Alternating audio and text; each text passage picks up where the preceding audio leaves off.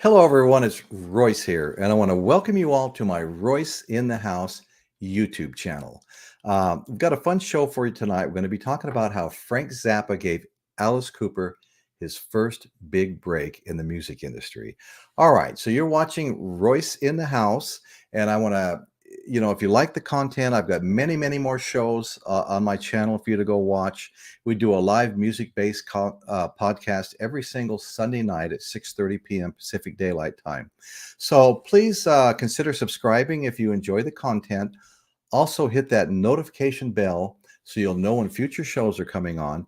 And one more thing you could do for me that I would really appreciate, there's a like or thumbs up button on your screen. Please hit that. It lets the algorithm know that people are enjoying the show. So when people are searching for content, we have a much better opportunity to be presented to them as shows to watch. It really helps the show grow. It doesn't cost. It's the simplest way to help the show grow. It doesn't cost anything, nor does subscribing or hitting the notification bell. All right, well, let's just get right into it. How Frank Zappa gave Alice Cooper his first big break. Okay, so Frank Zappa and Alice Cooper are two of the greatest and most unorthodox showmen to ever come out of rock and roll. Both larger than life characters. Zappa's style was a bit weird and avant-garde. He was actually writing classical music while he was in high school, also studied jazz and, of course, rock and roll, often fusing them together in his work, often making for some complex music. He was a real technical genius, okay? Although Zappa's training and style is miles, if not worlds, apart from Alice Cooper's glam and shock rock, Zappa didn't know talent when he saw it and decided to take Alice Cooper under his wing, okay? Zappa was always known to be a little difficult to get along with, always unconventional, with a style like none that came before him. In 1968, Zappa decided to set up two record labels, one called Straight Records, the other one called Bizarre Records. Some thought this move was a masterstroke, while others kind of believed it might end in complete disaster. Okay, so Frank wasn't just looking for mainstream musicians or those that guaranteed commercial success. He was all about signing rock's next great character, okay? So he was searching for acts with unusual presence that could leave an audience with an unforgettable memory. And that's how Frank was, it's how he performed. Alice Cooper, in describing how the two met and why Zappa wanted to sign the band to his record label, stated, "We were playing it at a big party in LA with the Doors, Buffalo Springfield, Love, and others," Cooper said. "We were the house band, so we were always next to the last to go on." Alice stated everyone in the audience that night was on LSD. Then all of a sudden, we took the stage, dressed wildly, acting insane. We scared the hell out of the audience. It was these antics that would eventually lead to Alice being called the godfather of shock rock. Upon seeing them take the stage, the audience couldn't leave the room, the party, fast enough. It was as if someone had reached up and pulled down the fire alarm, okay? There were 3 people left standing when they took the stage. From a packed house, 3 people stayed. Everybody else just bolted for the door. I mean, they were all pretty messed up on psychedelics, and imagine these crazy guys come out. Okay, so Frank Zappa was left standing in the room, along with Alice Cooper's manager, Shep Gordon, and one of the GTOs, which was an all-girl band that Frank had been promoting and helping. Okay, and so Frank watched everybody leave the room, and he goes, "Anyone that can do this, I have got to sign." I think it's a great story. The chance encounter started a great relationship between the two, which sadly ended very poorly. Alice Cooper was getting a reputation as a shock rocker with their unconventional antics.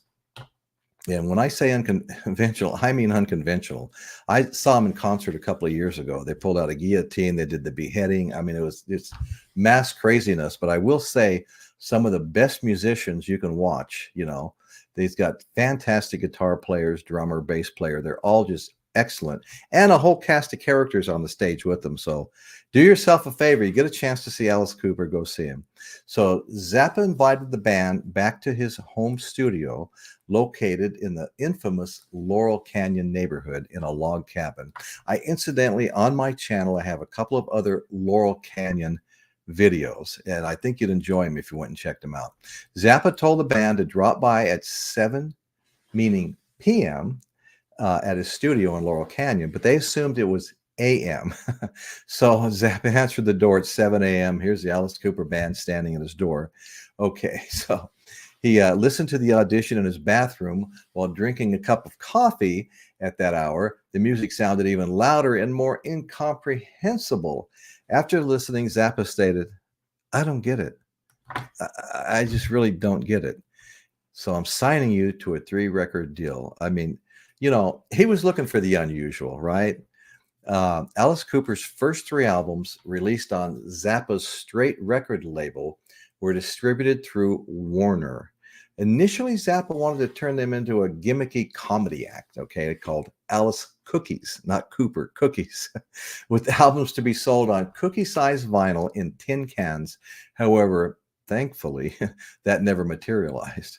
Okay, so initially, Zappa was to be the producer for their debut record, Pretty's For You, but Zappa rarely showed up at the recording studio, leaving the band in the hands of Mother's keyboardist Ian Underwood. Once achieving a sound that the band wanted to press ahead with on the record, Zappa told him, "Okay, you have 1 week to complete the album." Zappa expected bands to work as quickly as he did. Zappa could make an excellent record in a week. However, he was an exception to the rule.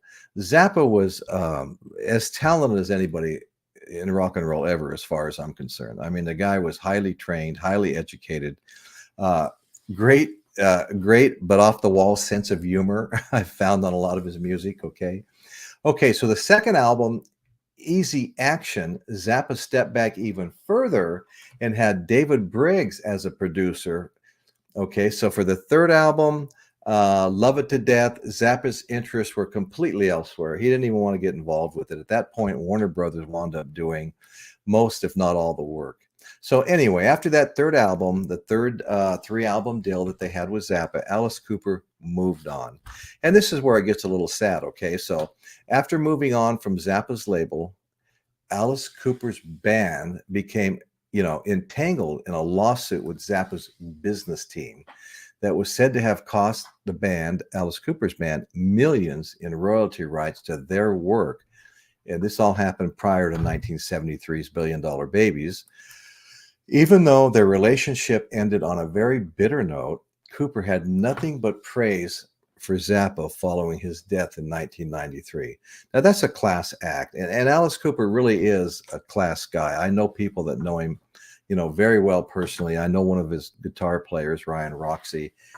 Ryan's one of the better guitar players out there, way underrated. I mean, he's I've never seen anybody any more fluid than he is.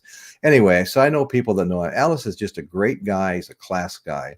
But anyway, so following Zappa's death in 1993, stating, Alice Cooper stated, Zappa's music was complex and noted his sheet music included, like everything that was played on the album. There was nothing being ad-libbed. It was all, orchestrated. And that's what he did. He orchestrated, okay? Alice went on to say one night he saw Frank Zappa playing up on stage in a club with Jimi Hendrix. And he said, Frank got up and took off imitating Hendrix, playing his songs.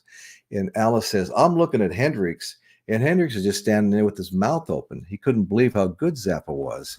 That really impresses me, and I've heard nothing but fantastic things about Zappa's talent and his guitar playing talent, etc. Okay, so in spite of everything, Frank Zappa did give Alice Cooper and his band their first real start in the industry. And Alice wound up grateful in spite of all that money stuff that went down, the lawsuits and stuff. And, he helped, Zappa helped him become famous, and it was all all downhill after that. So anyway, like I said, if you like the content, we have many more shows. We have shows that go an hour long, 2 hours long, 10 minutes long, 15 minutes long. Okay. Check out the channel. If you like what you see, if you like what you're seeing tonight, we do these things often, the shorter ones. Please consider hitting the subscribe button. Doesn't cost you anything. Hit the like or thumbs up button. It gets us put out there by the algorithm to people searching for content. All of those things really help to keep the show growing, and it has been growing lately. And that's what's happening in Royce's world today. Thank you all so much for joining me.